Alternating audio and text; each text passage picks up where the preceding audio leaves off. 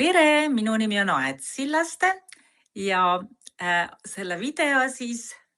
kus me praegu oleme, kus sa minuga praegu siin kohtud, selle video teen ma siis selleks, et tutvustada iseennast ja oma pisikest sellist podcasti või vestlusringi. Podcast jah, on võib-olla selline väga kaasaegne ja popp sõna, aga ma pigem nimetaks seda võib-olla vestlusringiks, kuhu ma siis hakkan kutsuma inimesi, kes on seotud kuidagimoodi Ayurveda, Indiaga, enesearenguga. Et selle podcasti või vestlusringi nimi ongi, et elu enne ja peale Indiat, mis tähendab siis seda, et kuna mina olen väga-väga suur India fänn ja minu isiklikud elumuutused on saanud hästi palju alguse seoses Indiaga, siis ma tahaks neid muutusi ja neid võimalusi paljudele teistele ka tutvustada ja võib-olla see võiks olla selline vorm, mille kaudu oleks seda siis kõige parem teha. Minust siis võib-olla nii palju, et ma olen umbes 12-13 aastat olnud väga tugevalt ja väga tihedalt seotud Ayurvedaga, Ayurveda terviseteadusega siis, mis on selline sanskritikeelne sõna, mis tähendab siis tõlkes eluteadust, mis hõlmab endas siis nii-öelda inimese ravimist ja ka haiguste ennetamist. Ja mina isiklikult rohkem tegelen siis ikkagi selle ennetava poolega ja aitan inimestel nii-öelda abi saada uneprobleemide, ärevuse probleemide, siis erinevate seedimisprobleemide ja nahaprobleemide puhul. Ja pigem nagu siis suunan ja toetan inimesi järgima elustiili, nende enda kehatüübist lähtuvalt tervislikult siis elama, toituma, iseennast toetama ja abistama ja ise siis nii-öelda koduselt end igatepidi erinevate rituaalide praktikatega toetama, seda saab teha väga palju. Ja kuna ma olen käinud ka väga-väga palju aastaid Indias panchakarmat kogemas ja siis soovin ma ka selles vestlusringis podcastis kindlasti rääkida ühel või teisel moel panchakarmatust, et selleks ma kindlasti teen ise ühe nii-öelda osa või episoodiga iseendaga, aga võib-olla puudutame seda teemat ka külalistega, aga põhiline selline soov on mul avada selle imelise maa nagu India, nii-öelda võib-olla nurgataguseid, natukene rääkida, et miks mulle ja ka nendele inimestele siis India on meeldinud või ka mitte meeldinud, et me oleme avatud, et kõigile ei pea see meeldima ja meeltmööda olema, et inimesed on erinevad, kõigil on erinevad arvamused. Aga üldiselt tahaksin ma et selles vestlusringis nii-öelda siis saaksime veidikene avaramalt minna India sellistesse saladustesse, India rõõmudesse, muredesse, võimalustesse, India sellisesse sügavusse, sest et minu jaoks on India maa, mis on sinu isiklik väga täpne ja väga tugev peegel, mis toob lihtsalt kõik asjad nii ehedalt ja selgelt nähtavale ja tihtipeale lihtsalt peljatakse sinna minna, sest et iseendaga on natukene võib-olla mõnikord valus või ebameeldiv kokku saada, on ju, ja mida kardetakse India mustust ja nii edasi, et siin on nii ja naa. Ja siis on veel selline mõte ka, et need inimesed, keda ma siia endaga vestlema kutsun, et need inimesed siis saavad jagada, kuidas India neid muutis, mismoodi peale Indias käimist nende elus on mingid uued asjad toimunud või millised arusaamised nendel on elust peale Indias käimist tulnud, mida nad on Indias avastanud, mis on nende jaoks olnud sellised vau-efektid või mis on olnud pettumused ja nii edasi. Mina ise olen Indiaga juba niivõrd harjunud, et mina viimastel 3–4 aastal käin Indias. Iga aasta olen seal olnud 3–5 kuud ja minu jaoks on ta mõnes mõttes nagu teine kodu ja ma tean ka paljusid inimesi, kelle jaoks see on teine kodu. Aga kõigi jaoks ei pruugi see selles mõttes nõnda olla. Ja ma täitsa mõistan seda, sest et on inimesi, kes ütlevad, et nad ei tuleks Indiasse kunagi. Aga üks asi on ka veel see, et mina olen saanud Indiast väga palju häid teadmisi ja head sellist kogemust, et teisi inimesi aidata, kuna kõik minu Ayurveda massaaži oskused, mida ma inimestele pakun ja kõik minu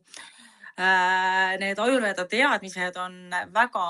paljuski ja väga suures osas pärinevad Indiast. Mul on palju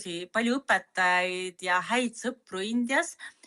ja mul on mitmeid Ayurveda keskuseid, kellega ma teen koostööd ja või kes on mulle siis ka väga palju abiks minu Ayurveda õpingutel ja Ayurvedaga kontakti süvendamisel olnud. Nii et minu jaoks on Indial muidugi ka see väärtus, et minu töö ja minu elustiil, Ayurvedalik elustiil siis on rohkem nagu seotud Indiaga võib-olla sellepärast, et seal on need juured ja seal on need teadmised, et kuigi Ayurveda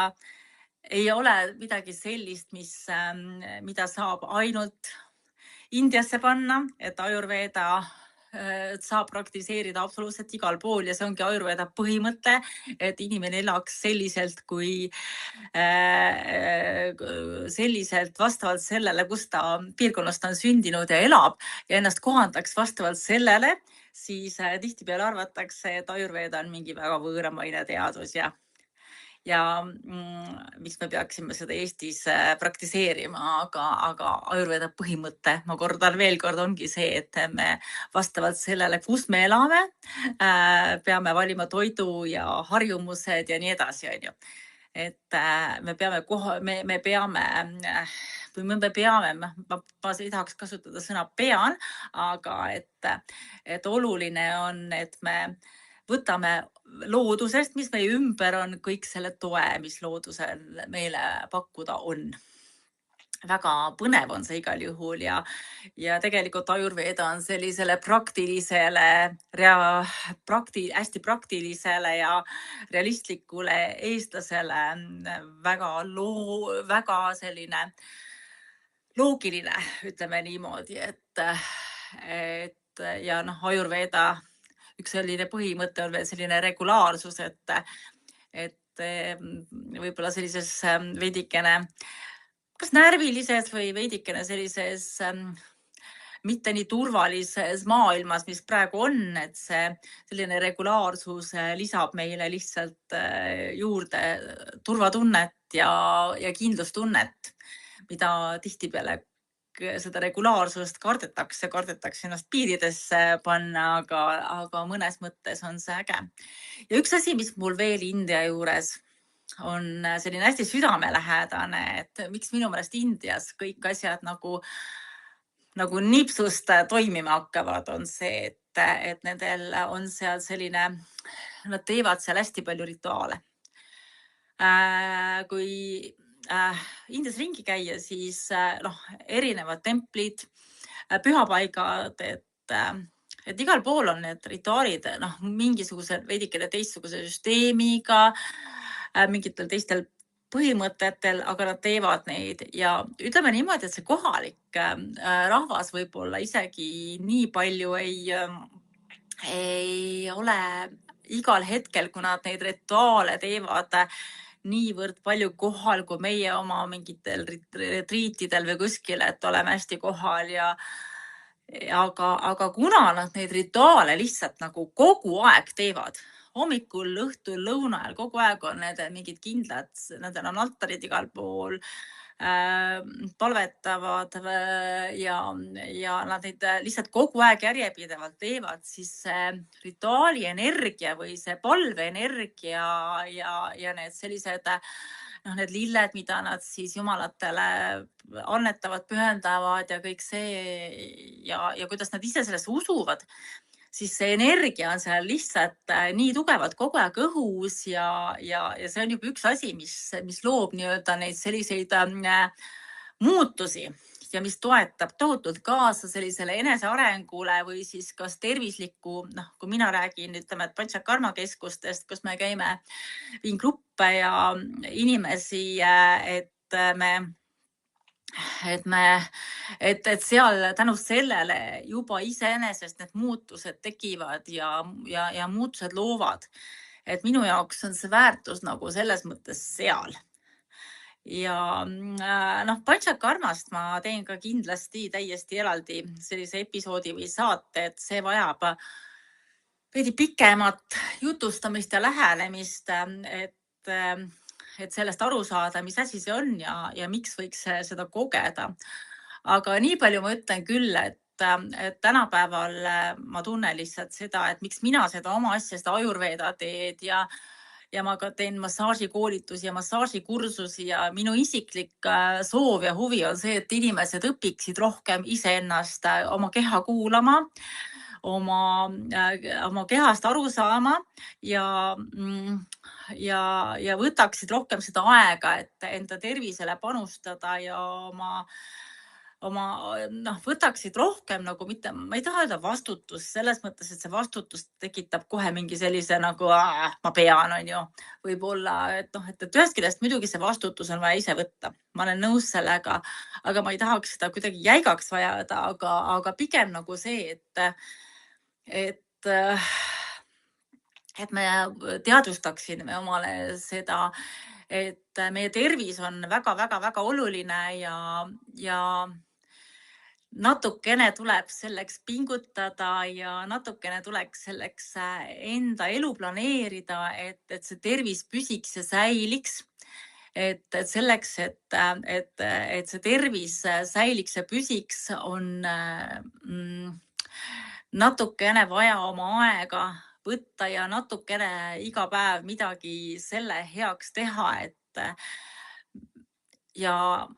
et seda ei lükkaks pidevalt nagu edasi. Sest et homne päev on võib-olla juba mõne asja jaoks hilja.